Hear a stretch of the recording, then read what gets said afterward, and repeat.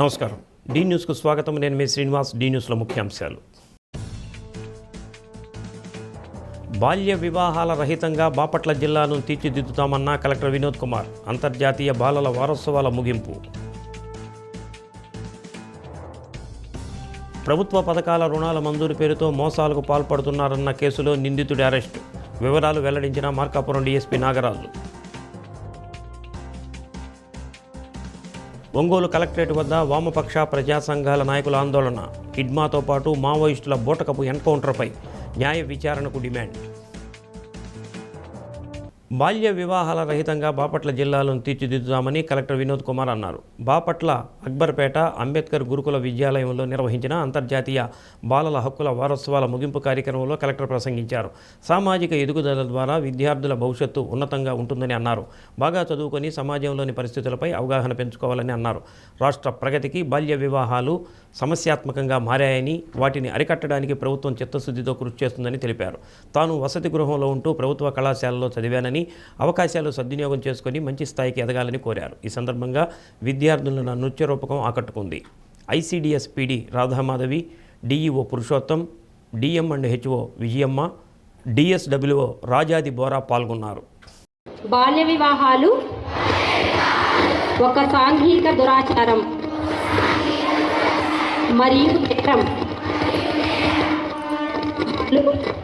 బాల్య వివాహాలు బాలికల విద్య, రక్షణ, ఆరోగ్యం మరియు అభివృద్ధికి ఆటంకమే కాకుండా వారి కలలను సాకారం చేసుకునే అవకాశాలను దూరం చేస్తుంది.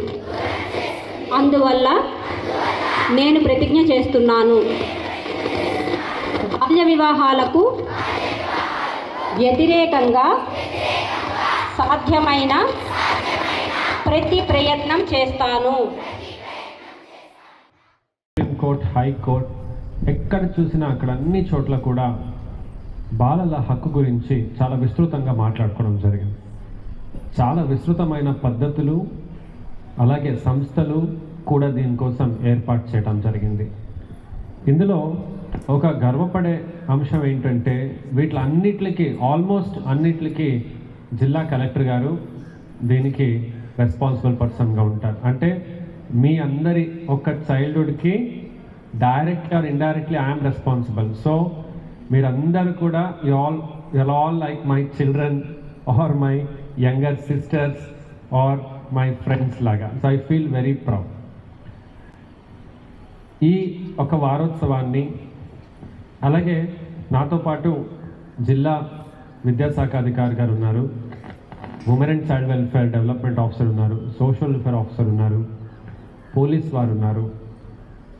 అన్ని జిల్లా అధికారులు ఒక సమన్వయంతో కొన్ని కమిటీస్లో మనం పనిచేస్తాం.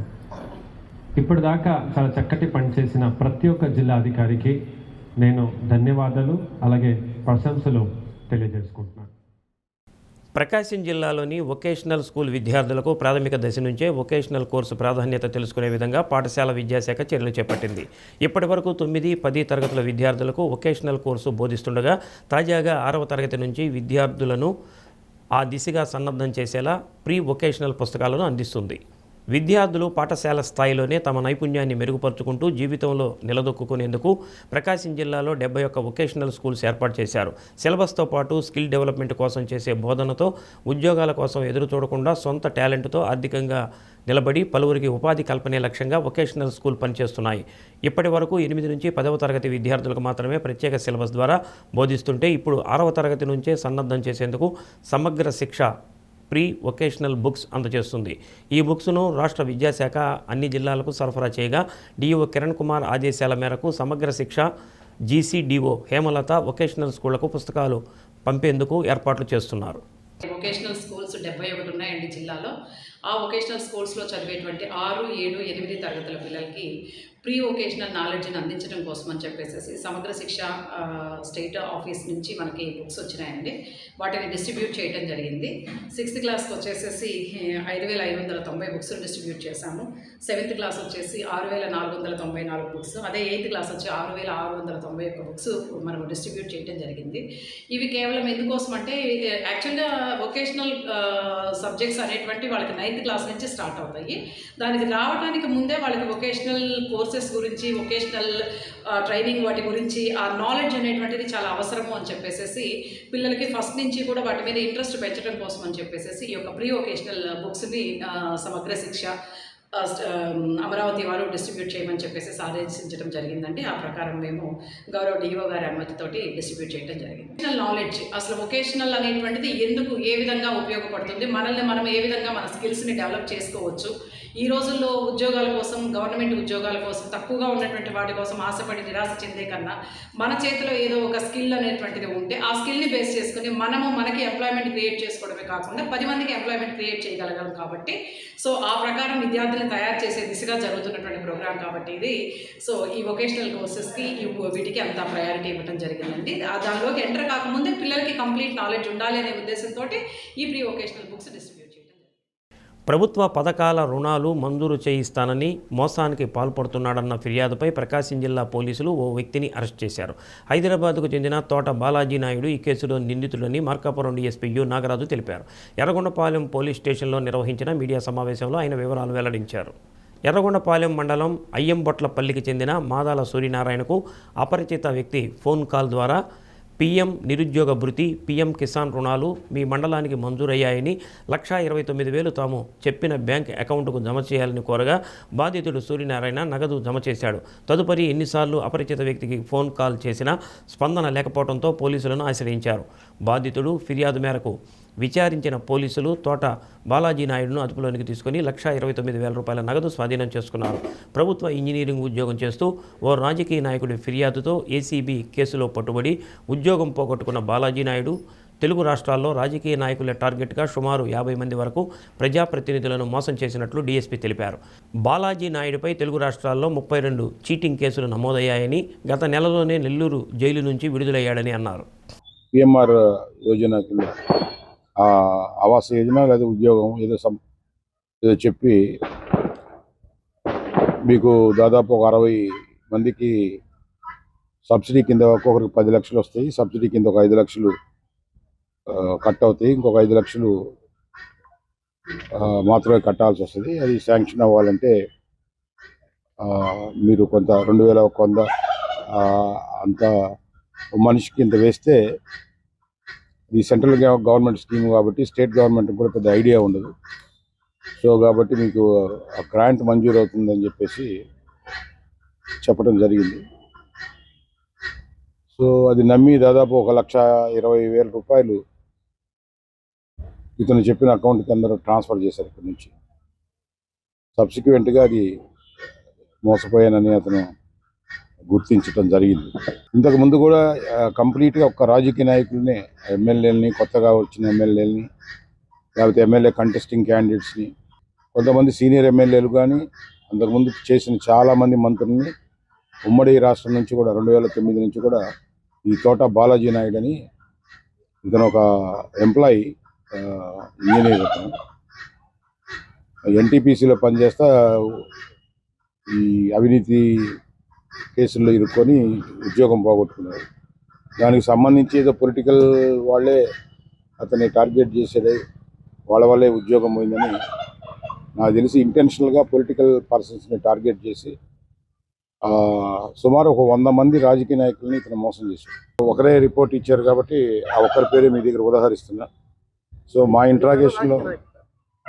ఇంట్రాగేషన్లో ఈ జిల్లాలో ఎవరెవరు దగ్గర ఎంత కొటేషన్ కూడా చెప్పాడు. ఇవన్నీ కూడా వీడు మొత్తం వాడు అనారోగ్యానికి కానీ వాడి కుటుంబ ఖర్చులకు కానీ బాగా ఖర్చు పెట్టేస్తూ ఉంటాడు. ఒంటి మీద పైసలు ఏమీ ఉండవు ఎక్స్ట్రా.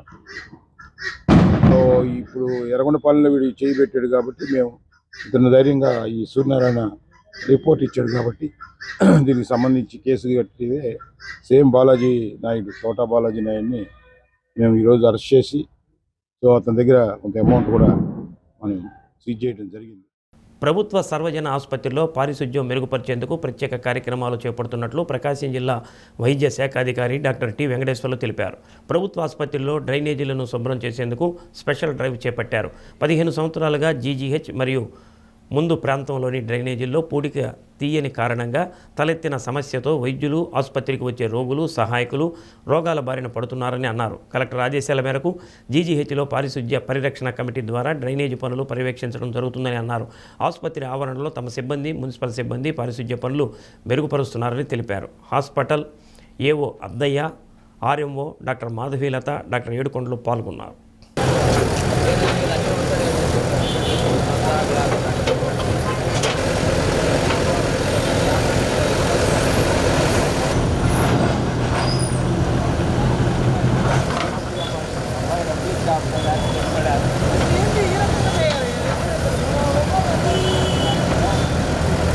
ప్రత్యేకంగా ఈరోజు నిన్నటి నుండి గౌరవ కలెక్టర్ గారు పి రాజాబాబు ఐఏఎస్ గారు ఆదేశాల మేరకు ఒక శానిటేషన్ కమిటీని ఏర్పాటు చేసి మెడికల్ కాలేజ్ అండ్ హాస్పిటల్ ఏదైతే ఉందో పెద్ద కాంప్లెక్స్, దాదాపు 1000 మంది మనకి ఓపీ రన్ అవుతూ ఉంటుంది. ఇక్కడ శానిటేషన్ గురించి ఒక ప్రత్యేకమైనటువంటి దృష్టి సారించి వారు మమ్మల్ని ఇక్కడికి కమిటీ తరఫున పంపించడం జరిగింది.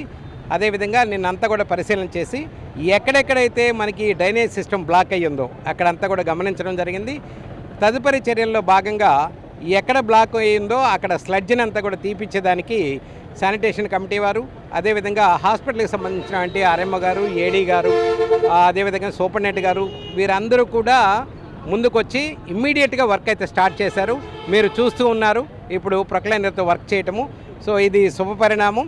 హాస్పిటల్ కట్టిన తర్వాత ఈ 14-15 సంవత్సరాల నుండి స్లడ్జ్ అనేక కారణాలతో ఇది పేరుకుపోయి నీటి ప్రవాహం, మురుగునీటి ప్రవాహం చాలా తక్కువ మోతాదులో పోతూ ఉంది. దానివలన హాస్పిటల్లో వచ్చే పేషెంట్స్కి, అటెండెంట్స్కి, అదేవిధంగా ఎవరైతే అత్యంత కష్టపడి వైద్యం చేస్తూ ఉన్నారో వైద్యాధికారులందరికీ కూడా కొంత అసౌకర్యం జరగటం అనేది గమనించాము. దానిలో భాగంగా ఇది శుభ్రం చేసినట్లయితే తప్పకుండా పరిశుభ్రమైనటువంటి వాతావరణము హాస్పిటల్లో కలుగుతుందని, తద్వారా పేషెంట్స్ పెరుగుదల ఇంకా ఉంటుందని మీ అందరికీ తెలియజేస్తున్నాను. గౌరవ కలెక్టర్ గారు ఆదేశించినటువంటి విషయంలో ఈ వర్క్ని వెనువెంటనే స్టార్ట్ చేయడంలో కృషి చేసినటువంటి హాస్పిటల్ సూపరింటెండెంట్ గారు, ఏడీ గారు, ఆర్ఎంఓ గారు వీరందరికీ కూడా నేను ప్రత్యేకమైన ధన్యవాదాలు తెలియజేస్తూ ఈ వర్క్ని పూర్తయ్యేంత వరకు సూపర్వైజ్ చేయాల్సిందిగా అందరినీ కోరుకుంటూ ఉన్నాను. విజయవాడ, కాకినాడ ప్రాంతాలలో హిడ్మాతో పాటు తలదాచుకున్న మావోయిస్టులను అదుపులోనికి తీసుకుని పోలీసులు బోటకపు ఎన్కౌంటర్ చేశారని వామపక్ష ప్రజా సంఘాల నాయకులు ఆరోపించారు. ఒంగోలు కలెక్టరేట్ వద్ద ఆందోళనలు చేపట్టి ఇంకా పోలీసుల అదుపులో ఉన్న మావోయిస్టులను కోర్టులో హాజరుపరచాలని, ఎన్కౌంటర్లపై న్యాయ విచారణ జరిపించాలని డిమాండ్ చేశారు. ఆపరేషన్ ఖగార్ పేరుతో అటవీ సంపదను కార్పొరేట్ శక్తులకు కట్టబెట్టేందుకు మావోయిస్టులను విచక్షణారహితంగా చంపుతున్నారని, ఈ ఆపరేషన్ ఆపి వెంటనే శాంతి చర్చలకు పిలవాలని కోరారు. సిపిఐఎంఎల్ నాయకులు చిట్టిపాటి వెంకటేశ్వర్లు, సాగర్, సిపిఎం జిల్లా కార్యదర్శి ఎస్కే బాబు, పీడీఎస్యు రాజశేఖర్, సుందరం, బాలకోటయ్య తదితరులు పాల్గొన్నారు. ధ్వంసం చేసే ఆపరేషన్ ఖగార్ను గిరిజనుల జీవితాలను ధ్వంసం చేసి వ్యతిరేకించండి. మల్టీనేషనల్ కంపెనీలకు ఖనిజ సంపదను అప్పగించడాన్ని, అడవిలో ఉన్న ఖనిజ కంపెనీలకు అటవీ సంపదను అప్పచెప్పడాన్ని ఖండించండి. ఎన్కౌంటర్ లో ఉన్న మావోయిస్టులను కోర్టులో హాజరుపరచాలి.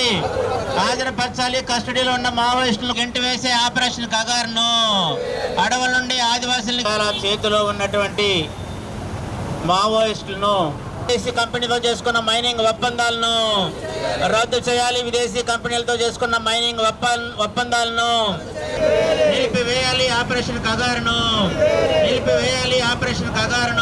విదేశీ కంపెనీలకు మైనింగ్ అప్పచెప్పే ఆపరేషన్ ఖగార్, విదేశీ కంపెనీలకు అప్పచెప్పే ఆపరేషన్ ఖగారును ఎన్కౌంటర్లపై హైకోర్టు న్యాయమూర్తితో గత నెల 28వ తేదీ ఆరోగ్య కారణాల రీత్యా అనేక మంది మావోయిస్టులు విజయవాడ, అలాగే ఏలూరు, కాకినాడ, అమలాపురం వివిధ ప్రాంతాల్లో వచ్చి వాళ్ళ ఆసుపత్రుల్లో వైద్యం చేయించుకునే కార్యక్రమాల్లో ఉండగా వాళ్ళకి నిర్దిష్టమైన సమాచారం వచ్చి ఆ సమాచారం ఆధారం చేసుకొని అరెస్ట్ చేసింది.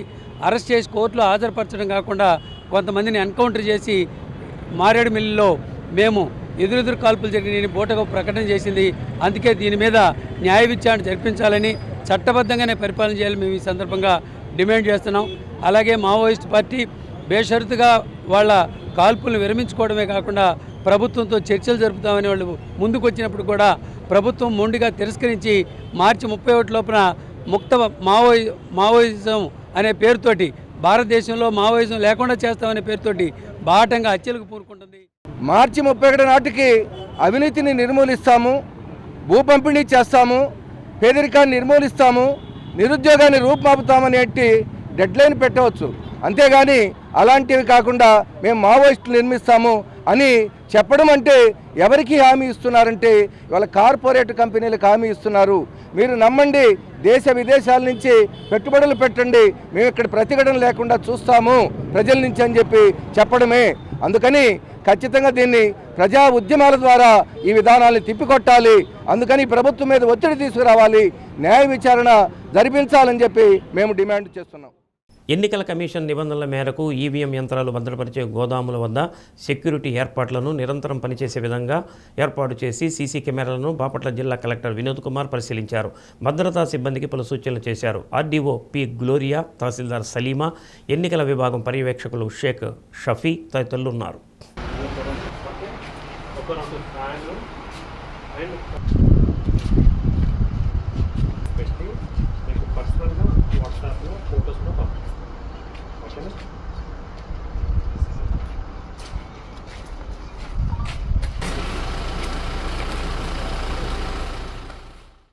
తిరుమల తిరుపతి దేవస్థానం 2026 సంవత్సరానికి సంబంధించిన డైరీలు, క్యాలెండర్లను ఒంగోలు శ్రీగిరి దేవస్థానంలో ఆలయ చైర్మన్ ఆలూరి ఝాన్సీరాణి ఆవిష్కరించారు. డైరీ 150 రూపాయలు, క్యాలెండర్ 130 రూపాయలు, తిథుల క్యాలెండర్ 30 రూపాయలకు విక్రయిస్తున్నట్టు తెలిపారు. ఒక్కరికి ఒక్కొక్కటి మాత్రమే ఇవ్వడం జరుగుతుందని అన్నారు. కార్యక్రమంలో శ్రీగిరి దేవస్థానం పురాణ పండిట్ ప్రకాష్, ఆలయ అర్చకులు బుజ్జిస్వామి తదితరులు పాల్గొన్నారు. శ్రీగిరిలోని గోశాలలో విక్రయ కేంద్రాన్ని ఏర్పాటు చేశారు.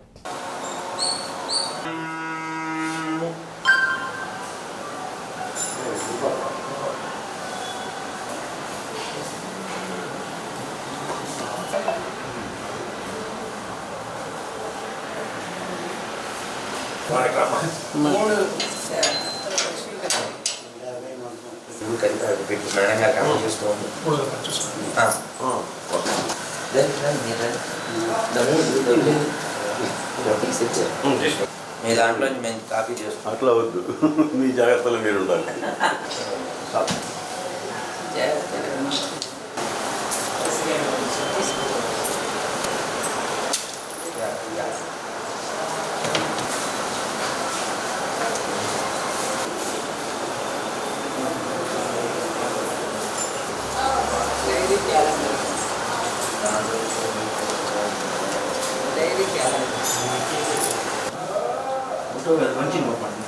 అయ్యో దాని పెట్టైనా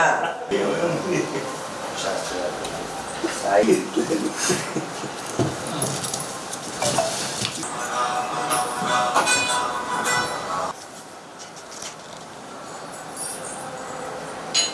శ్రీ సమేతో నిఖిల నిగమ వేద్యో నిస్తులో వెంకటేశః నిజ చరణ సమర్చా సక్త భక్తౌఘరక్షీ వెంకటాద్రి సమం స్థానం బ్రహ్మాండే నాస్తి కించన యః కాంతాయ కళ్యాణ నిధయే నిధయేర్పదేర్విష్ణోః పరాం ప్రేయసీం తద్వక్షస్థల నిత్యవాసరసికాం వాత్సల్యాది గుణోజ్వలాం రమయా రమమాణాయ వెంకటేశాయ మంగళం శ్రీమత్సుందరజామాతృమునిమానసవాసినే సర్వలోక నివాసాయ శ్రీనివాసాయ.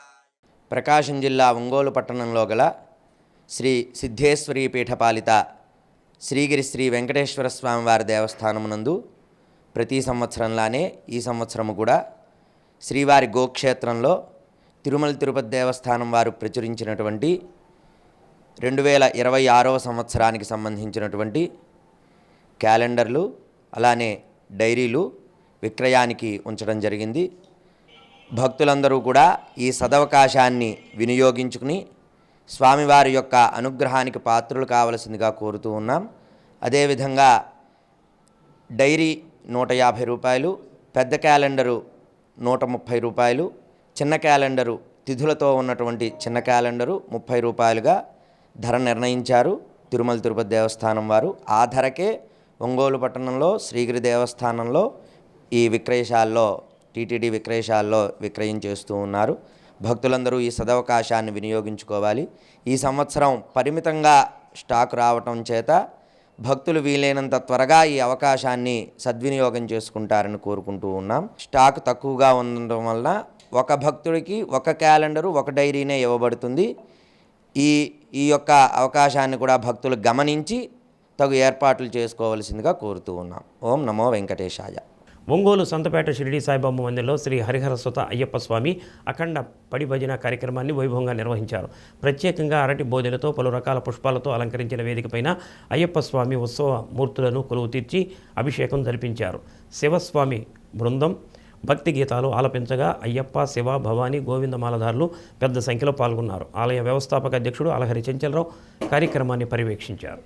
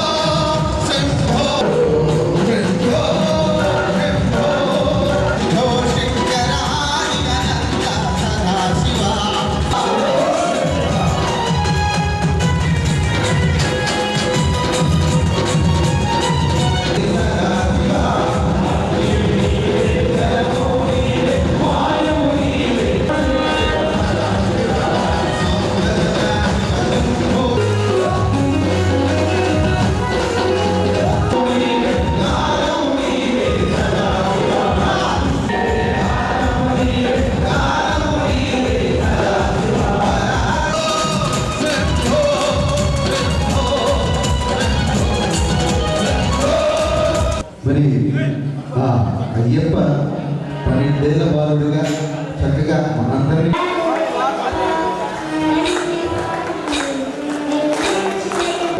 తప్పుదావ పట్టే అవకాశం మాత్రం ఉండదు. చక్కగా భగవన్నామ స్మరణ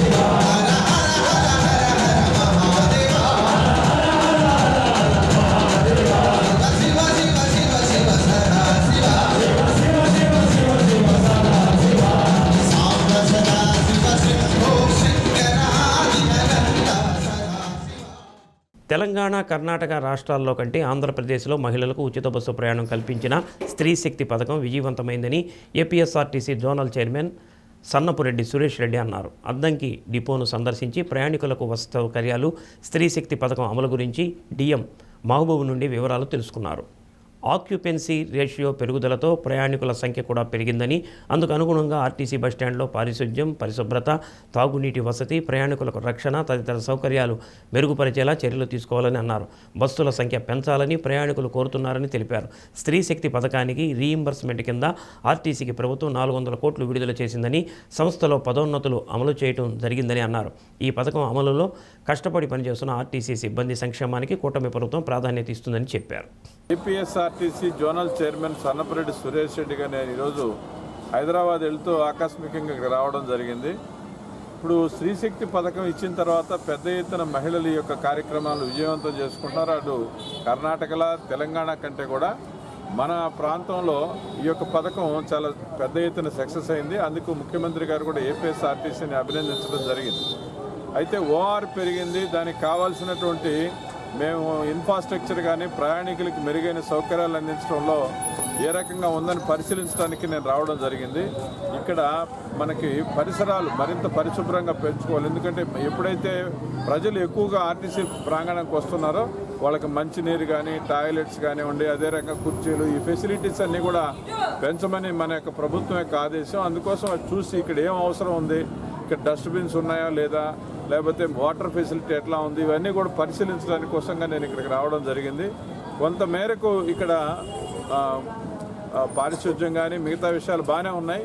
ఇంకా కొంత ఇంప్రూవ్ చేయాల్సిన అవసరం ఉంది.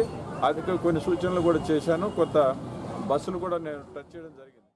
టంగుటూరు మండలం కాకుటూరు వారిపాలెం రోడ్డు విస్తరణ చేసే క్రమంలో తమ సొంత స్థలాలు ఆక్రమణకు గురవుతున్నాయని పలువురు ఎస్సీ కాలనీ యువకులు జడ్పీసీఓ చిరంజీవికి విజ్ఞప్తి చేశారు. రోడ్డు విస్తరణలో అంబేద్కర్ విగ్రహ పరిసరాలే కాకుండా రోడ్డు మొత్తం పూర్తిగా 30 అడుగులతో విస్తరణ చేయాలని కోరారు. దళిత కాలనీల్లో మాత్రమే రోడ్ల విస్తరణ పేరుతో స్థలాలను సేకరించడం సమంజసం కాదని అన్నారు. Ongole RDO Lakshmi Prasanna, DSP Srinivasarao, social welfare DD Lakshmanayak, Panchayati Raj JE Seshagirirao, AE Vijay Kumar, Tanguturu in-charge tahsildar Ravikumar, deputy tahsildar Srinath తదితరులు పాల్గొన్నారు.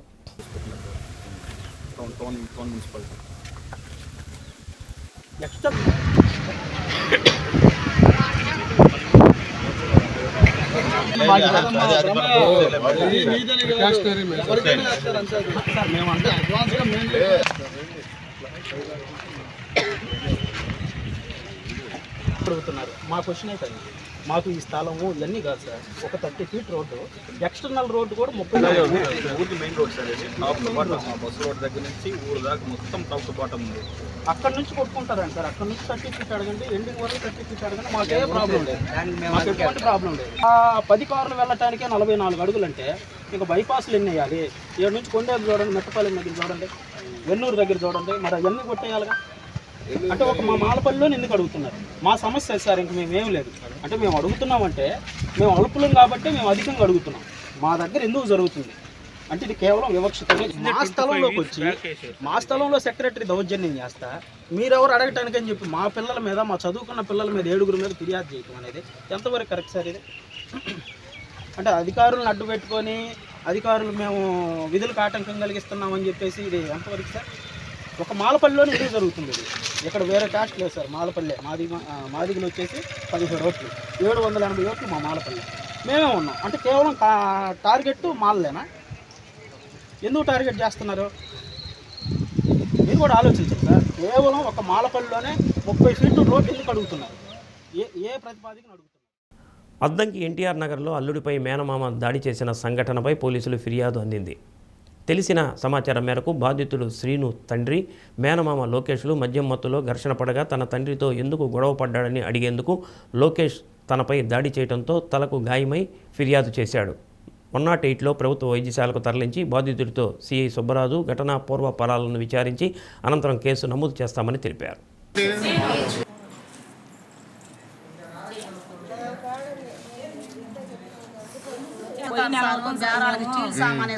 నెల అవుతుంటే మేము నెల సరుకు అయిపోయింది.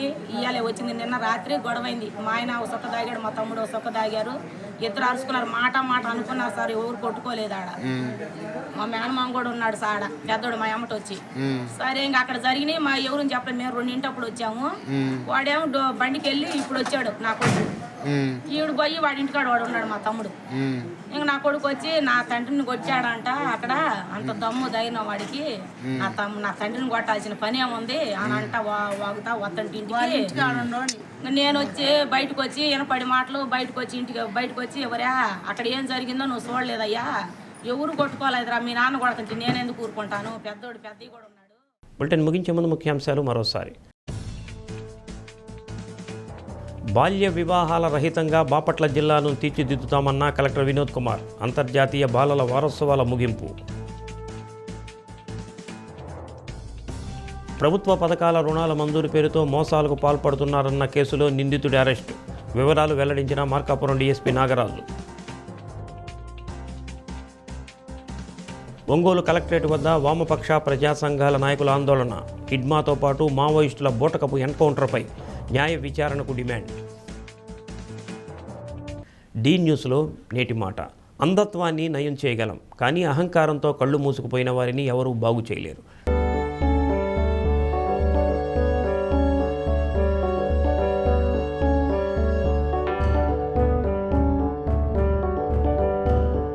డి న్యూస్ ఇంతటితో సమాప్తం.